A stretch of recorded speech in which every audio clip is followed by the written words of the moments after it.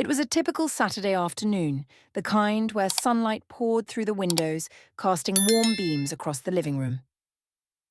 I thought the house was empty. My husband Mark was out running errands, and my son Nathan was supposed to be spending the day at a friend's place.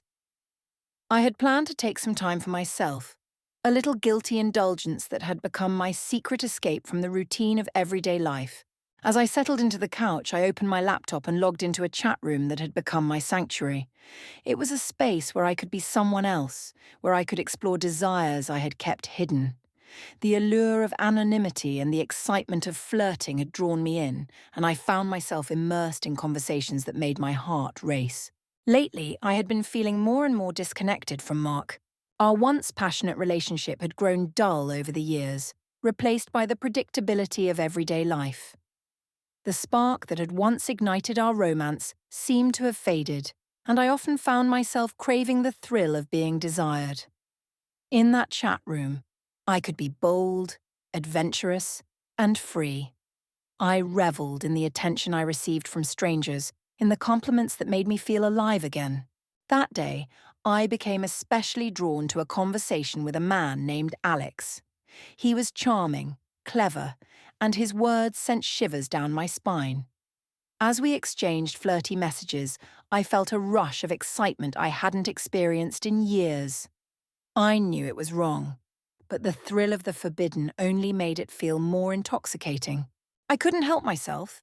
I began to flirt back, sharing personal details about my life and even sending him a few suggestive photos. It was exhilarating, and I felt a sense of power that had been absent from my life for a long time.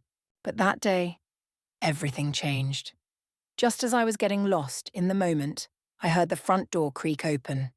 Panic surged through me and I quickly minimized the window. But it was too late. Nathan had come home early, his eyes wide with confusion and disbelief. The expression on his face was one I would never forget. "Mom, what are you doing?" he asked, his voice a mixture of shock and concern. My heart sank. I never intended for him to see me like this, caught in a situation of my own making. I stammered, struggling to find the right words, but nothing came out. The shame washed over me like a cold wave, and I saw the hurt in his eyes. "Is this what you do when Dad's not home?" he asked, his voice trembling. I could see his mind working, trying to make sense of the situation. In that moment, I realized that my actions had far-reaching consequences, ones that went beyond my own desires. I had been so wrapped up in my own needs that I hadn't considered how it might affect my family. I took a deep breath, trying to gather my thoughts. "Nathan, I started, but he cut me off. "Just stop. I can't believe you'd do this. What if Dad found out?" His words hit me like a punch to the gut, and I felt tears welling up in my eyes.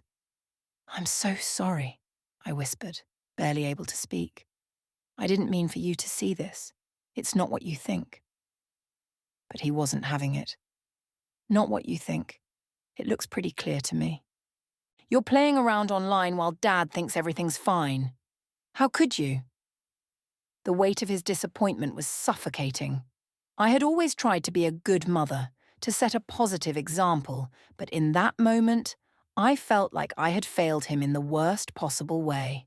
"I made a mistake, Nathan," I admitted, my voice breaking. "I got caught up in something I shouldn't have. I never wanted you to see this side of me." He shook his head, tears welling in his eyes. "I don't even know who you are anymore. You're not the mum I thought you were." His words stung like a knife, and I felt a deep sense of loss, not just for the trust I had shattered, but for the relationship we had built over the years. I knew I had to make things right, but I had no idea how. "Please, let's talk about this," I pleaded. "I want to explain. I want to be honest with you." Nathan crossed his arms, his expression hardening. "I don't want to hear it. I need to think." With that, he turned and stormed out of the room, leaving me alone with my shame and regret. I sat there staring at the blank screen of my laptop, realizing the far-reaching consequences of my actions, consequences that extended well beyond a fleeting moment of weakness. Over the next few days, the atmosphere in our home became tense. Nathan avoided me, and I could feel the distance growing between us. I knew I had to face my actions, not just for him, but for myself.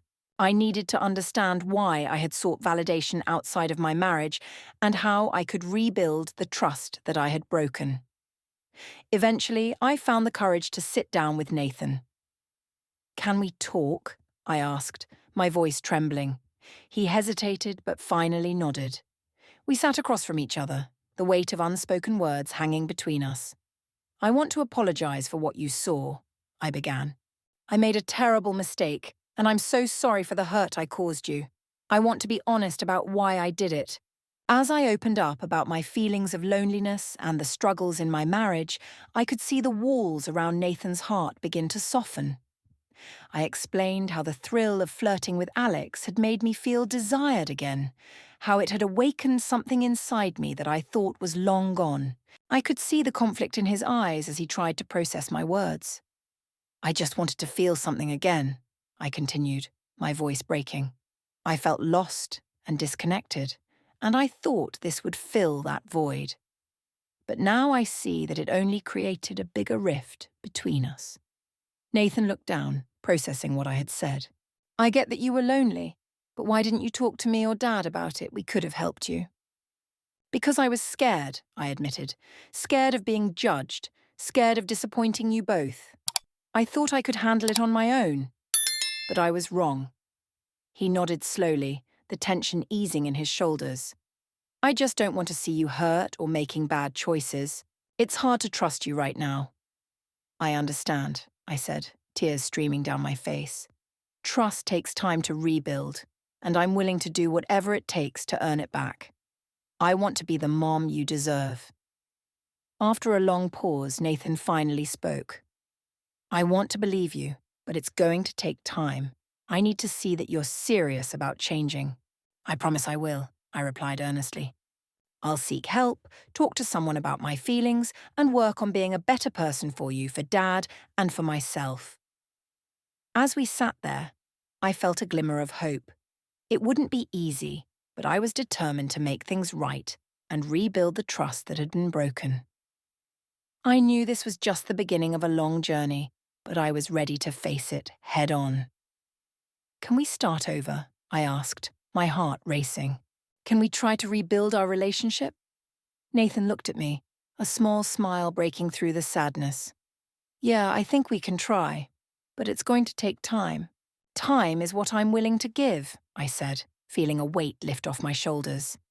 "Thank you for being willing to talk to me."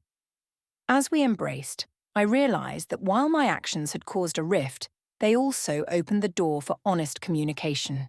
It was a painful lesson, but one that would ultimately lead to healing and growth for both of us. In the days that followed, I committed to being more present in my family's life. I started attending therapy to address my feelings of loneliness and to find healthier ways to cope. I also made a conscious effort to reconnect with Mark, sharing my struggles and working together to strengthen our bond. Although the path ahead was uncertain, I felt a renewed sense of purpose. I was determined not only to rebuild my relationship with my son, but also to become a better version of myself. I knew the journey would be challenging, but I was ready to take it one step at a time.